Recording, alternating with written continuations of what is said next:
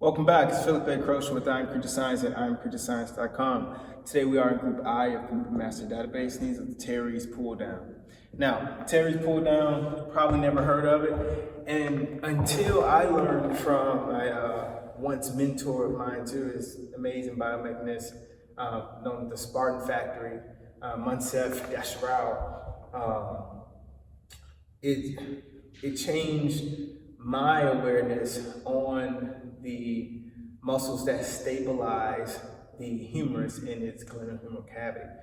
So let's talk about it for a second. We talked about the teres major, teres minor, how they attach at the humerus head. They stabilize the humerus into the shoulder, and it's important that we stick on that word of stability, because immediately we have to think about its postural responsibility. So its postural responsibility, when it's strong, it will keep us, really, one of the main muscles that go into keeping us from having this anteriorly rotated shoulder. The anteriorly rotated shoulder is the leading factor in upper cross syndrome, or lower. Once you have upper quarter syndrome, you eventually you're going to get lower quarter syndrome, have layer syndrome. And these things, it's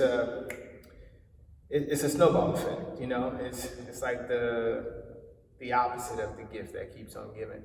So not to think about working the teres major, teres minor as a bridge between going from your rear delts to your rhomboids. It's important, because without that bridge, man, a lot of things are falling apart. Everything's falling in between. So let's go ahead and get into the movement. You can go ahead and load this one up. And in fact, I encourage you to load this one up if you're used to doing heavy weights for lat pull downs, or for front raises, lateral raises, anything working with the shoulder or the back. If you're used to doing heavy weight, it's time that you go ahead and mend this bridge. So you can go ahead and load this one up, because the range of motion is significantly reduced relative to like a lat pull down. So in a lat pull down done biomechanically sound, a functional lat pull down, the first thing that you're going to use is the teres major, teres minor. But if you're not aware of it, you might go into biceps first, right? And someone will tell you use your back and try to pull from the bottom, and that's good, but you're still not getting the teres major, teres minor activated unless you start to think of trying to turn this bicep more towards the ears, an external rotation of the humerus once the hands are above the head. So let's reach up as high as we can. We're going to get a wide grip, and all I'm going to do is try to rotate my biceps. And it pulls it down. What's happening is that teres activation is going to help me put the inferior angle of my scapulae up against my thoracic cavity. And from there, as I'm moving all my muscles up and down, it's my supraspinatus, the teres major, teres minor, it's really kind of sucking that humerus head deep into that shoulder cavity. So when we do a lat pull down, the first move you should do is a teres pull. Here. Now every muscle in the back is activated, at least halfway down to maybe about T6, T7, right? And from there, make sure that lumbar is in place, lat pull. When you're doing a lat pull down. But for here, you want to do more of a high volume, but you still want a high intensity with this movement as well.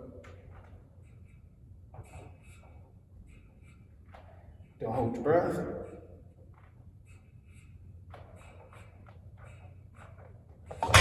See it from the back.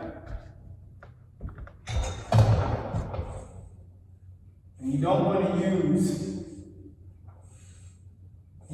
devices on the lat pull down machine that holds you down. You want the muscles to increase. From there, once you get up, everything on the anterior side is always also going to have a better posture.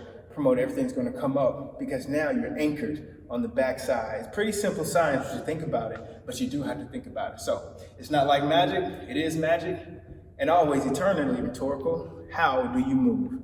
Understand your why, you figure out your how. I'll catch you in the next one and see you in the comments.